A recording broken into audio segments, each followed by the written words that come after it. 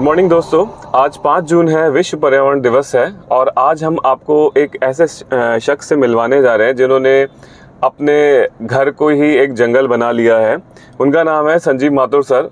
एक छोटा सा लैंड का टुकड़ा उन्होंने कभी खरीदा था और आज उन्होंने इतने सारे पेड़ उगा दिए, वहाँ पे नंबर ऑफ ट्रीज उन्होंने घर पे उगा रखे हैं और मोनो प्लांटेशन नहीं है, डिफरेंट टाइप के पेड़ उन्होंने उगा रखे हैं, जिसमें हम कहेंगे कि फ्रूट प्लांटेशन है और फ्लावरिंग प्लांटेशन है, जिसकी वजह से उनके घर पे इतने सारे पक्षी आते हैं जो वहाँ नेस्टिंग करते हैं, वहाँ बच्चे देते हैं, वहीं रहते हैं और उसकी वजह से वहाँ पे जो है वो पॉल्यूशन का जो ग्राफ है काफ़ी डाउन हो गया है। तो चलिए आज चलते हैं, आपको संजीव माथुर सर से मिलवाते हैं।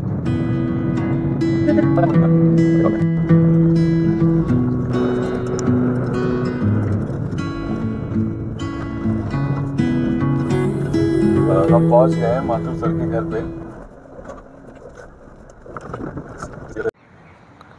आप देख सकते हैं यहाँ पे एक मिनी जंगल है, कितने सारे पेड़ यहाँ पे लगे हुए हैं। शहर के बीचों बीच इन्होंने इसको डेवलप किया है और बहुत सारे पक्षियों की आवाज़ें आ रही है मुझे यहाँ पे। इवन मैंने कई सारे बर्ड्स तो अभी देखे भी हैं और एक छोटा सा घर है इस जंगल के बीच में इनका। सामने संजीव सर आ गए हैं और ये बर्डिंग ही कर रहे हैं अभी सुबह सुबह। इन्होंने बायनॉक्स अपने पास कैरी कर रखा है। Sir good morning sir. Good morning साहब। कैसे हैं सर आप? Very well, thank you. Sir बस एकदम बढ़िया सर। आपको पहले तो विश्व पर्यावरण दिवस की बहुत बहुत बधाई। सबको भी, हमारे पूरे देश को, पूरे संसार को। Thank you sir, thank you. Sir मैं वैसे आप देख के आपके गेटअप से तो लग रहा है कि आप सर बर्ड वॉचिंग कर रहे हैं आप।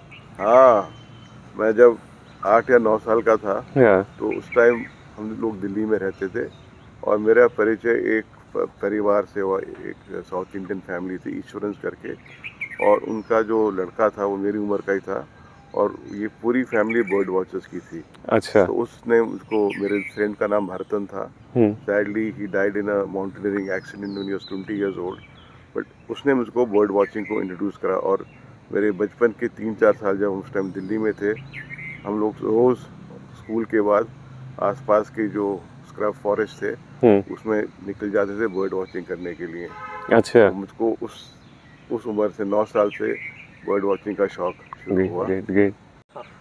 तो मुझको बर्ड वॉचिंग का, नेचर का बचपन से ही शौक था और फिर ज़िंदगी में कई बार ऐसे शख्स आते हैं जो आपके शौक को और बढ़ावा देते हैं। बिल्कुल सर। तो जब मैं 21-22 साल का था तो जयपुर में मिस्टर हर्षवर्धन हैं, tourism and wild life society of India के, उन्होंने मुझे एक तरह से मेंटर मेरे बने और कई साल तक हम साथ बर्डिंग पे जाते थे, जंगलों में घूमते थे और बहुत सीखा उनसे मैंने।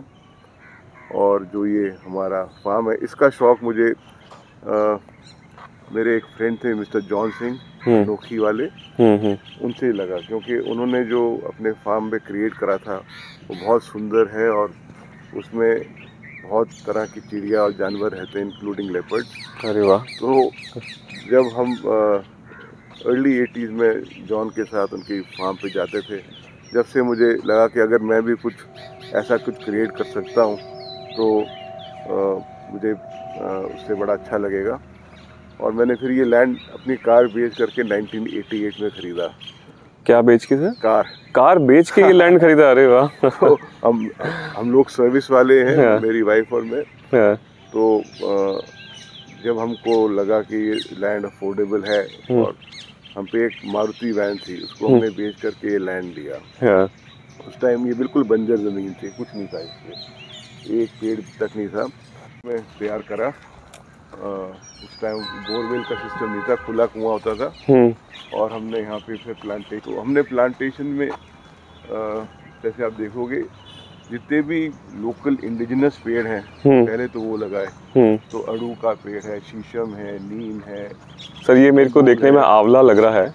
आंवले भी है, फ्रूटिंग ट्रीज है। ये थोड़ा हमने बाद में लगाया। आंवले काफ़ी लगाए हमने, कुछ जामुन है, नींबू के पौधे हैं और शरीफा है, अमरूद है, संतरे हैं। तो सर ये आपको नॉलेज कैसे मिली कि मुझे इस तरह के पेड़ लगाने चाहिए यहाँ पे? क्योंकि आप सबसे पहले तो मेरे ख्याल से जो मेरे को सबसे ज़्यादा जो मुझको इन्फ्लुएंस करा इस एरिया में वो थे मिस्टर जॉन सिंह। ओके। क्योंकि जॉन दादा ऑलरेडी इस एरिया में बहुत आगे बढ़ चुके थे। उन्होंने मुझको फिर एक किताब दी थी, एक जापानीज नेचर फार्मर है मसुनोबु फुकुओका, उनकी किताब है वन स्ट्रॉ रेवोल्यूशन। तो उससे भी मैं बहुत इन्फ्लुएंस हुआ। प्लस ऑलरेडी उन्होंने जो कि प्लांटेशंस करी थी, उन्होंने उनको काफ़ी गाइड करा कि जो लोकल फ्रूटिंग प्लांट्स हैं जो कि जयपुर में सरवाइव करेंगे वो कौन से हैं। तो उस हिसाब से मैंने फिर प्लांटेशंस करी। यहाँ पे फ्लावरिंग ट्रीज भी हैं, अमलतास है, गुलमोहर है, जैकरेंडा है और सेम। कितने तरह के सर यहाँ बर्ड्स आते हैं? तो जब से हम यहाँ पे हमने यहाँ पे 2003 में घर बनाया, और जब से हम यहाँ पे रह रहे हैं उस टाइम से हमने रिकॉर्डिंग शुरू करी, तो करीबन हमने 87 वैरायटीज़ ऑफ लोकल और माइग्रेटरी बर्ड्स रिकॉर्ड करी हैं। 87 वैरायटीज़ के मतलब ये इस छोटी सी लैंड पे जो बिल्कुल शहर से कनेक्टेड है या कहूँ बीचों बीच है, उसमें 87 तरीके के बर्ड्स आते हैं। अगर आप इन्वायरमेंट को छोड़ दो, उसको अपने आप चलने दो, तो अपने आप नेचर उनको गाइड कर देती है, अपने आप जगह ढूंढ लेते हैं। अब कंट्री में हज़ारों लोग हैं जो कि बहुत बढ़िया काम कर रहे हैं और नेचर को प्रोटेक्ट कर रहे हैं, बढ़ावा दे रहे हैं। जैसे आप खुद हैं मिस्टर गौरव चौधरी, आप खुद इतने सालों से इतना काम कर रहे हो एनवायरनमेंट के लिए, नेचर कंजर्वेशन के लिए। तो आई थिंक जो भी नेचर आज बची हुई है और आगे बचेगी, आप लोगों के जो आप जैसे लोग हैं उनके पीछे ये होगा। सर पक्षी आते हैं, आते जाते हैं, तो कुछ अनकॉमन बर्ड्स के नाम बताएंगे जो शहर में होते भी इस जगह पे आते हैं अपने पास? उनमें से कुछ तो आती भी नहीं है। तो पहले यहाँ पे बाया वीवर बर्ड जो थी आती थी, यहाँ पे नेस्टिंग करती थी। और कपल है बार्न आउल्स का, हाँ। जो 4 साल से हमारे फार्म हाउस पे बांसों में आता है, करीबन मिड नवंबर में, और मिड फरवरी तक यहीं पे रहता है। और इस साल वो मिड मई तक थे, तो हमको लगा कि इस साल यहाँ पे नेस्टिंग भी हुई है। तो उसका प्रूफ नहीं है कि हमने बच्चे नहीं देखे।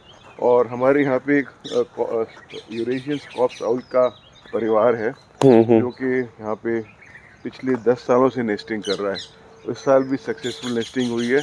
मैंने 3 चिक्स देखी हैं और 1-2 की फोटोग्राफ भी खींची है।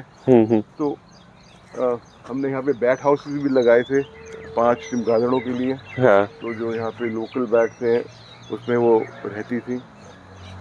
सर मैं जैसे कि लैंड को देख रहा हूँ कि ऑलमोस्ट या मतलब बैरन टाइप में भी छोड़ी हुई कि जंगल अपने आप ही ग्रो करे, अपने आप ही पेड़ उगे, और यहाँ पे काफ़ी सारे पक्षी आए, जैसे कुछ पेड़ की डंडियाँ भी गिरी हुई हैं, पत्ते भी गिरे हुए हैं। हाँ, तो हम ज़्यादा ना नेचर से को डिस्टर्ब नहीं करते, लीव कंपोस्टिंग ज़रूर करते हैं। तो आपको सर कभी डर नहीं लगता है? यहाँ सांप भी रहते हैं, नेवले जैसे भी कुछ रहते होंगे यहाँ, तो कभी? जब हमने घर बनाया तो जो आर्किटेक्ट थे उनका नाम निमिष पटेल था, बहुत स्पिरिचुअल आदमी थे वो। उन्होंने जब हम पूजा कर रहे थे तो उन्होंने पूजा में एक चीज़ ऐड कराई। उन्होंने कहा कि जितने भी यहाँ पे प्राणी रहते हैं उनसे पहले तो आप माफ़ी मांगिए कि आपने उनके रहने के स्थान पर खुद घर बनाया है, और ये साथ में और प्रार्थना जोड़िए कि हम सब साथ में म्यूचुअली को एग्जिस्ट करें। तो वही हो रहा है। तो हम यहाँ पे अब 20 साल से रह रहे हैं और सब म्यूचुअली को एग्जिस्ट कर रहे हैं। हाँ सर, मैं एंड में पूछना चाहूँगा कि आप इस विश्व पर्यावरण दिवस पे लोगों को क्या मैसेज देना चाहेंगे कि क्या करना चाहिए हमारे को? मेरे ख्याल से जानवरों की हत्या ना करें, पेड़ लगाएं, और पशु पक्षियों की, पेड़ों की सेंसिटिविटी आनी चाहिए सब में, क्योंकि हम सब उसी क्रिएशन के हिस्से हैं जिसने उनको क्रिएट करा है, और हम सब जुड़े हुए हैं। और जब भी हम उनको एक्सटिंक्शन की तरफ पुश करते हैं या हम इंसेंसिटिव बनते हैं, तो हम अपने आप के पैर पे कुल्हाड़ी मार रहे हैं। So love nature, love all would be my message on this day. Thank you. Thank you sir, thank you very much Sanjeev sir. आपने आज एक बहुत अच्छा मैसेज भी दिया और काफ़ी लोगों को अपनी लैंड से परिचय कराया कि किस तरीके से आप यहाँ पे इतने सालों से रह रहे हैं और जानवरों के साथ रह रहे हैं, जिसमें काफ़ी लोग हमारे पास कॉल आते हैं तो स्नेक्स को मार देते हैं। तो सर का मैसेज यही है कि आप जानवरों के साथ, प्रकृति के साथ आराम से रह सकते हैं, तालमेल बनाते हुए, उनको मारे नहीं, उनके साथ रहें, बहुत अच्छे से हम सर्वाइव कर सकते हैं। और इको रेस्क्यू फाउंडेशन की तरफ से भी हम यही मैसेज देंगे कि आज विश्व पर्यावरण दिवस पे कि आप प्रकृति के साथ बहुत अच्छे तालमेल बना के रह सकते हैं और जितना हो सके उतने पेड़ लगाएं, तभी हमारी प्रकृति को हम बचा सकते हैं। धन्यवाद।